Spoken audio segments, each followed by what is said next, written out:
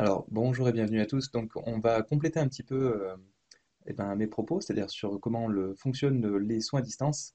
Et donc, pour ceci, là, je suis accompagné de Franck qui va nous donner sa vision des choses. Il est énergéticien lui aussi, donc il fait des soins à distance. Donc, c'est intéressant et important que voilà, chacun puisse s'exprimer et nous donner sa version et sa façon de travailler, la version de voilà, comment est-ce qu'on peut se connecter à nos énergies. Parce que voilà, on est tous humains, on n'a pas tous la connaissance de tout, hein, donc on est un peu limité, et donc on donne des informations qu'on a pu apprendre ou qu'on a pu expérimenter.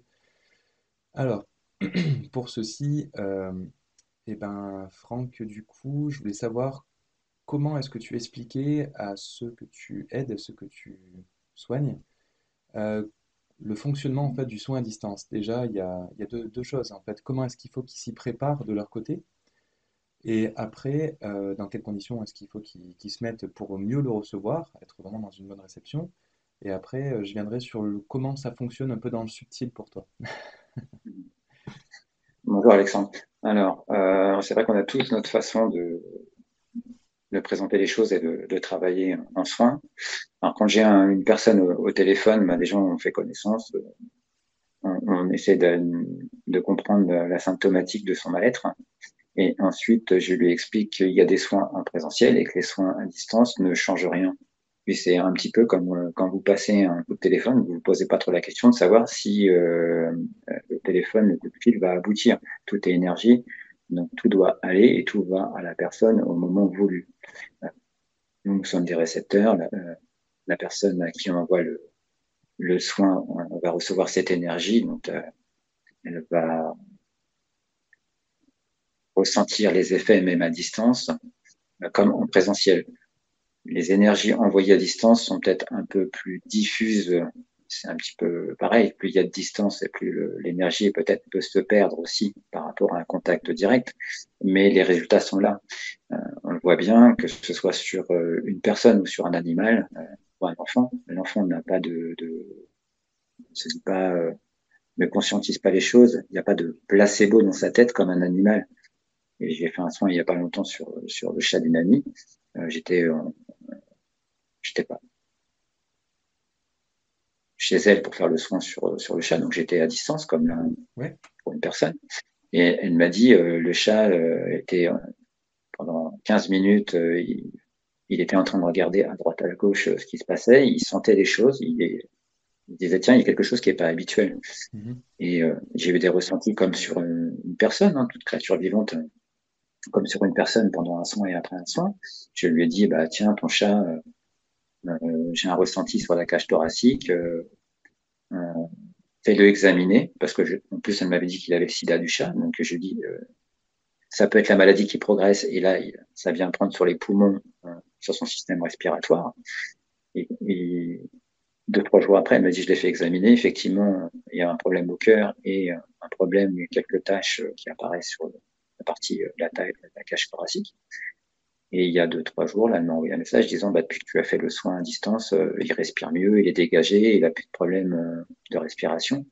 Voilà, on a les mêmes sensations sur un animal, les mêmes perceptions, les mêmes ressentis que sur une personne. Après, les personnes, je leur dis, quand je fais un soin, je leur dis, bah, si vous avez la possibilité d'être chez vous, d'être détendu, parce que souvent je fais des soins quand même assez tard le soir, j'aime bien cette ambiance et les énergies de la nuit, mais je leur dis après, si vous devez faire des choses, l'énergie ira où elle doit aller, peu importe si vous êtes en activité ou allongé sur votre lit. Le principal, c'est que vous soyez dans l'accueil, dans la réceptivité du soin. Mhm. On Tout ne à fait. fera jamais de soin sur une personne qui ne demande pas le soin ou qui est fermée à un soin. Voilà. Oui. On sait que derrière, si cette personne est moins réceptive, je ne dis pas que le soin ne va pas infuser en elle, mais c'est comme une personne qui va se mettre des tas de protection, bah forcément, euh, il y aura quand même une opposition. Plus plus tu mets d'épaisseur entre la personne et toi, et plus le soin demande du temps pour pénétrer. Et, il y a aussi une partie énergétique aussi. Tout le monde est constitué d'énergie. Donc, plus la personne est réceptive, plus la personne accepte le soin, et plus ça facilite les choses, puisque là, elle n'est pas du tout dans la résistance. Mhm. Après, il y a aussi des gens qui sont dans la résistance et qui, pour des raisons, là, c'est des raisons d'évolution spirituelle ou d'évolution sur la personne, se disent, ouais, moi, je suis comme saint Thomas, je ne crois que ce que je vois. Et finalement, parfois, tu as aussi des effets encore plus importants sur des personnes qui sont très cartésiennes, justement, parce que ça vient chercher en elles des choses qu'elles ne soupçonnaient pas. Mhm. Ok. Et, voilà. Et après, tu as différentes manières de faire. Dans le Reiki, les étudiants Reiki, à un certain niveau, savent qu'il y a des symboles qui sont utilisés pour travailler sur un soin en présence, hein, pour accentuer l'énergie, la diffuser. Il y a aussi des symboles qui sont utilisés pour le travail à distance. Après, il y a le pouvoir de la création mentale. Dans le cas, et là je parle que pour mon cas, je sais que quand j'ai une personne, et après avoir parlé avec cette personne et sur des ressentis, je vais peut-être interroger mes guides. Et parfois, je vais prendre un livre avec certains symbolismes qui peuvent être esséniens, égyptiens, chrétiens, peu importe. Et je vais avoir un ressenti en me disant, tiens, euh, comme j'aime bien travailler avec certains saints, certains archanges, mais ça ne regarde que moi, euh, et je vais être guidé en fonction du symptôme ou du cas très particulier de la personne.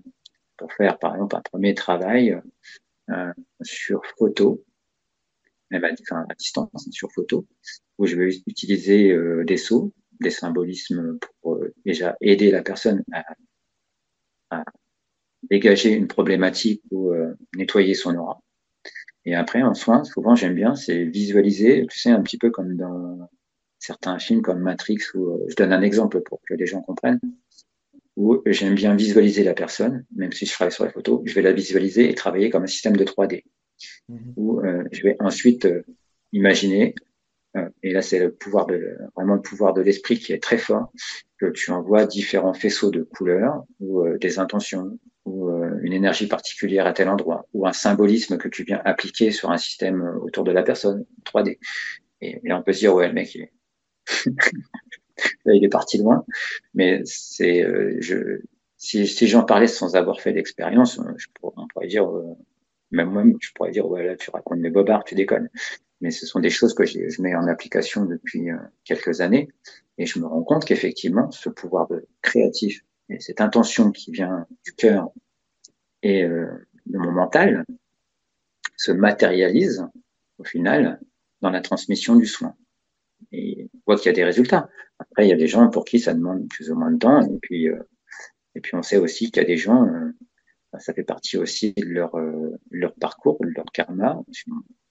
Il y a des gens que tu pourras aider et soigner, entre guillemets, et tu as des gens qui ont un parcours ou peu importe le thérapeute, si ça fait partie de l'expérience de vie d'avoir une maladie qui est incurable ou qui ne se, enfin,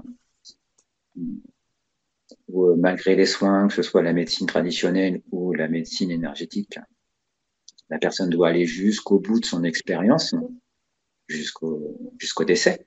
Malheureusement, là, tu peux faire appel à toutes les méthodes énergétiques. Ça fait partie d'une autre règle karmique. Après, on voit que toi, comme d'autres, comme moi, effectivement, ce n'est pas de la fantaisie, c'est pas du spectacle, c'est pas. Et on sait qu'on a des résultats par rapport aux soins à distance. C'est vrai que ça étonne souvent les gens en disant ouais, mais soins à distance, comment ça peut fonctionner, etc. Mais C'est ça. prenez l'exemple du téléphone, prenez l'exemple de la radio. Tout est énergie. Les oiseaux migrateurs, ils voient ces lignes invisibles qui les guident sur la Terre. Bon, bah là, nous sommes tous reliés et tout marche aussi par réceptivité, énergie, comme une toile d'araignée. Voilà. Après, je sais pas ce que tu en penses, hein, dis-moi, mais Ah oui, tout à fait, mais tout à fait, ouais, c'est ça. Après, effectivement, on peut pas soigner tout le monde. Chacun a des choses à vivre et puis chacun est créateur aussi, hein. On est tous hein, pareils, hein. On crée des choses, donc on peut créer nous dans l'énergétique des choses qui vont permettre d'aider l'autre, qui s'ouvre à ça, on va dire, donc qui autorise nos interactions pour l'aider, pour essayer d'amener quelque chose sur le plan énergétique. Mais il y a des gens qui vont aussi se créer des problématiques, donc qui vont devenir récurrentes. Et donc, bah, malgré qu'on fasse un soin, ça va aider un temps, et après, bah, elles vont se régénérer le problème, donc du coup, ça va revenir à un moment donné. Donc, d'où l'importance d'avoir aussi des guidances, ou d'avoir en tout cas des conseils qu'un énergéticien peut donner, ou alors qu'un médium peut donner aussi au travers de guidances, pour vraiment qu'on puisse pointer du doigt la problématique d'origine et ensuite que la personne puisse travailler dessus. Donc, Mhm. énergéticien, on fait la moitié du job à court terme, mais après, l'autre moitié C'est vrai, du travail, ça va être la personne elle-même, qu'elle puisse travailler sur elle-même c'est ça. et corriger ce qu'elle. Ouais, c'est ça. Mais Mhm. effectivement, je Et ça partage marche. le principe que les soins à distance bah, fonctionnent, oui, parce que on voit bien les résultats. Pour certaines choses, il y a des énergéticiens qui préfèrent le faire à distance parce qu'ils trouvent ça plus puissant, plus fort, parce que ben ils n'ont pas l'influence de la personne en direct, le regard, il y a des choses voilà sur lesquelles on va pouvoir se concentrer pleinement sur ce qu'on fait. Après pour d'autres choses, je sais que personnellement je préfère le présentiel, mais c'est pas forcément pour la partie énergétique, c'est par exemple ben, pour tout ce qui est encens, pour tout ce qui est sonothérapie, des choses comme ça.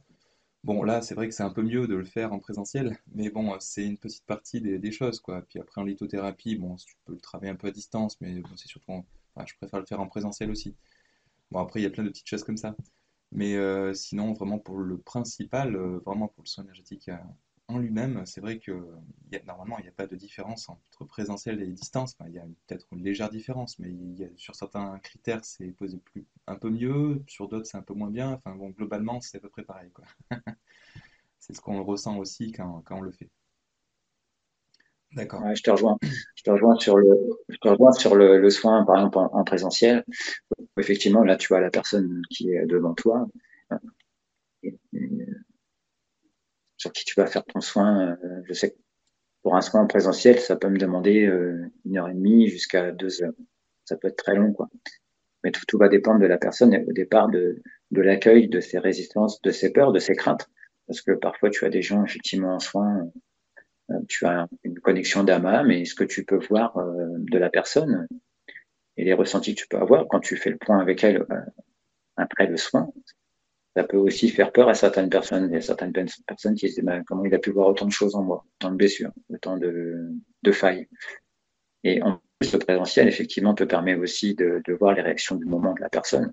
Sur chaque chakra que tu vas traiter, tu vas voir si la personne a des tremblements, s'il y a une douleur que tu ne vois pas forcément euh, sur la distance. Tu vas voir le ressenti, mais tu n'auras pas le visage de la personne et les réactions du corps. Voilà.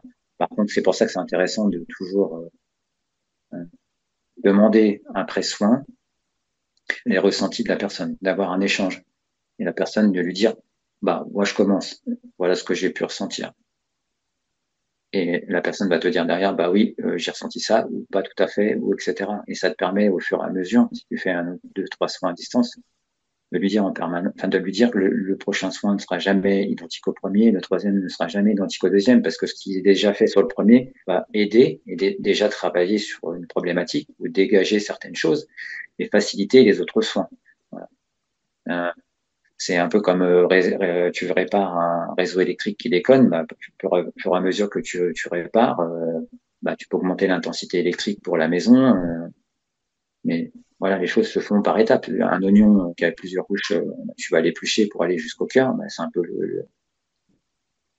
ça aussi le soin énergétique, c'est de commencer à dégager certaines couches ou accumulation de miasmes karmiques ou de miasmes énergétiques que la personne a pu prendre, comme un vêtement qui est sale, bah, tu vas le laver. Et plus tu vas le laver, et plus il va reprendre son éclat.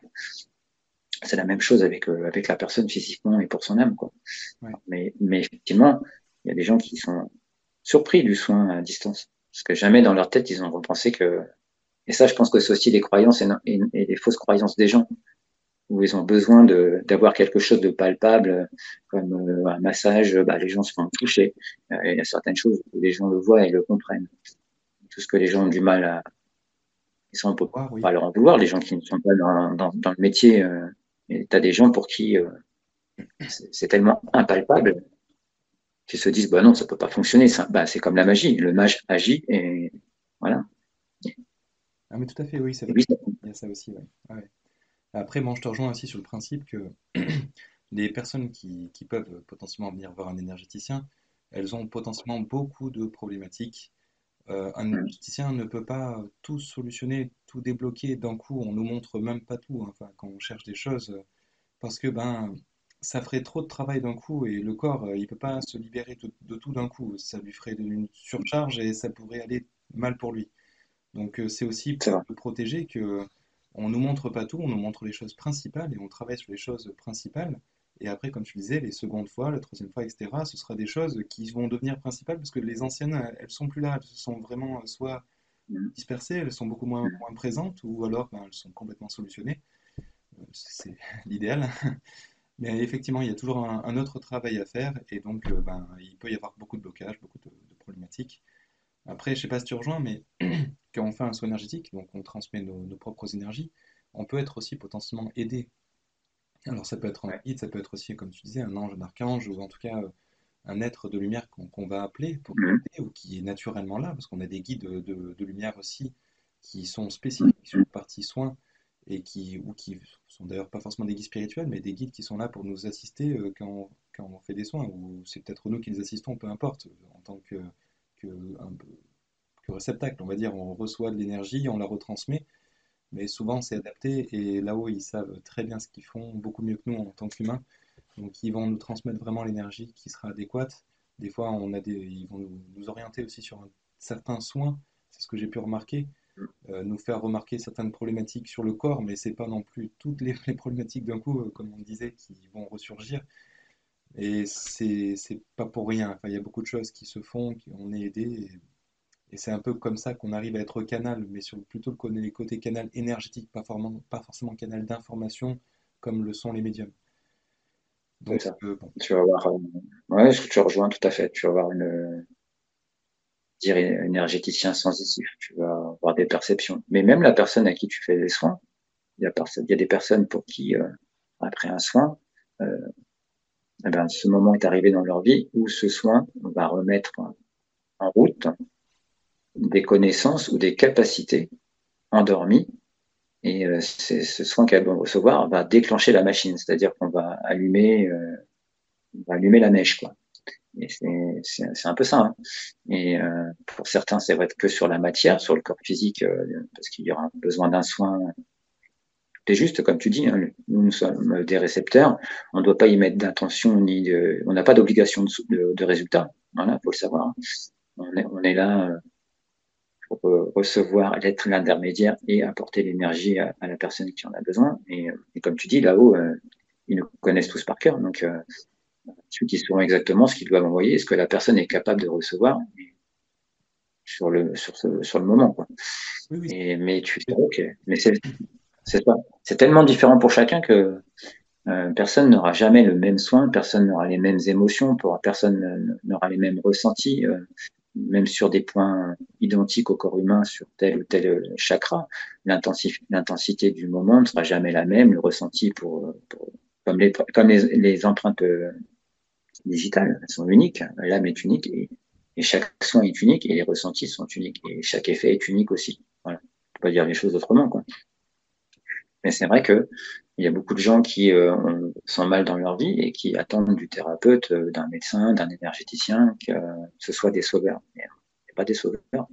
On est juste là pour apporter, comme certaines personnes, du confort à l'inconfort, de les aider à un moment de leur vie, et puissent après être eux-mêmes responsables de leur corps, de leur bien-être, qu'il soit physique ou mental, spirituel, ils puissent reprendre les choses en main. En gros, pendant un temps, ils ont besoin d'une canne, et puis après, une fois qu'ils ont compris qui ils sont exactement et comment ils peuvent s'auto-soigner aussi, alors tu as des gens à qui ça demande des mois, des années, ils ont besoin de cette canne, et puis l'idéal, c'est qu'un jour, ils puissent prendre leur envol et qu'ils aient plus besoin d'un thérapeute, d'un énergéticien ou d'un médecin. Voilà. Après, c'est vrai qu'on est sur des façons de voir les choses différentes. C'est vrai que pour ma part, hein, je sais qu'on peut tous travailler ensemble avec la médecine. On ne doit pas rejeter la médecine traditionnelle. Je sais que pour certains, il y a des médecins qui ne veulent pas entendre parler des énergies vibratoires, des énergéticiens. Pourquoi? Parce qu'on a encore un dogme sociétal où la pharmacopée a un gros pouvoir. Et puis, hein, si tu retires toute la pharmacopée, bah, tout le business s'écroule, quoi. Donc, on est encore, malheureusement, parfois dans certains cas où les gens vont voir un médecin, mais ce médecin ne prend plus le temps de discuter avec la personne, ne cherche pas à connaître le mal-être, à savoir d'où est parti ce mal-être qui a pu engendrer des symptômes physiques ou un Oui, mal-être mental on de traite la personne. ça, oui. Mm. Voilà, tu prends tes cachetons et puis au suivant. Le but du soin, quand on fait des soins, que ce soit toi ou d'autres, on passe déjà du temps au téléphone. Je ne fais jamais un soin, sauf si c'est une personne que je connais à qui j'ai déjà fait un soin, mais je fais jamais un soin sur l'instant. J'aime bien discuter avec la personne, lui dire bah, depuis quand vous avez ce symptôme. On va essayer de comprendre, remonter, la faire travailler pour qu'elle prenne conscience qu'elle a pu avoir un symptôme physique à un moment de sa vie où il y a eu un choc émotionnel, où il y a pu y avoir une déception amoureuse, un licenciement, etc. Et tout est engendré souvent dans l'inconscient et il s'est passé quelque chose qui ensuite a un impact sur le corps. Donc, on va discuter, on va essayer de comprendre la problématique, on va essayer de la faire de la faire raisonner, que les choses viennent d'elles-mêmes. Et parfois, tu lui dis, mais vous voyez, vous avez mis le point sur quelque chose. C'est vous qui venez de dire, et dans votre question, vous avez déjà la réponse, quoi. Mm. Donc, en gros, après, tu vas l'aider à approfondir les choses. Et puis après, tu lui dis, bah, écoutez, en fonction de la problématique, on peut peut-être faire aussi un soin énergétique pour effectivement com compléter, complémenter notre premier rendez-vous. Et puis, parce que tu vas ressentir que le soin énergétique peut l'aider sur le moment. Mais parfois, tu vas pas faire un soin, tu es juste là pour faire comprendre la problématique à la personne. Parce qu'on dit tout le temps que, et, le premier ou d'autres, on dit tout le temps à une personne, euh, si la personne n'est pas prête à être aidée, à céder, à laisser derrière elle tous les poisons physiques, mentaux, qui l'empêchent d'avancer ou qui impactent sur sa vie et qui l'impactent physiquement ou mentalement, ça mettra du temps ou ça ne se fera pas. Parce qu'il faut qu'il y ait un travail d'ensemble. Comme tu disais tout à l'heure, on n'est pas là pour sauver les gens. C'est un travail d'ensemble. Si la personne ne souhaite pas faire ce travail sur elle-même, euh, ce sera compliqué pour elle d'avancer ou de se soigner, quoi. Ouais, tout à fait. Ouais, ouais. Ok. Bon, ben, merci en tout cas pour ta vision de la chose. Ça me permettra de Bon. compléter un petit peu. Ouais, comme je dis, hein, c'est ma vision, hein. Ouais, ouais, ça, mais après chacun sa vision. Mais c'est ce qui est important, c'est de compléter un petit peu et que chacun puisse exprimer, donner sa vision des choses. Mais bon, en même temps, on se rejoint sur beaucoup de choses, hein. Donc, ok, mais merci en tout cas de partager ça Bah, avec tout le monde. de rien. C'était un plaisir. Et puis, bah, écoute, à bientôt pour d'autres sujets. Ah ouais, ça marche. Et puis, je te dirais même que si les gens, par rapport à la vidéo, ont des questions à nous poser par rapport à l'entretien de ce matin, hein, s'il y a des choses qui les interpellent quelque part, bah, qu'ils n'hésitent pas non plus à nous laisser des messages, hein. On est là pour aussi pour répondre, hein. On ne détient pas la vérité, on détient juste des fragments de nos expériences et connaissances qu'on a mis en application et où on peut effectivement, on parlera que des choses qu'on a pu expérimenter. On va pas parler de choses qu'on n'a pas expérimentées ou qu'on ne connaît pas. Tout à On n'est fait, pas là pour dire on détient la vérité et c'est comme ça et c'est pas autrement. tout à fait, voilà. Et pour un novice, disons, ou quelqu'un qui ne connaît pas forcément le fonctionnement, ça donne quand même une idée. Voilà, ça Ouais, permet aux personnes de se faire une idée, en tout cas. C'est important. exactement. Exactement. Ok, bah merci en tout cas et à bientôt. Bah, de rien. À bientôt. Bonne journée. Bonne journée.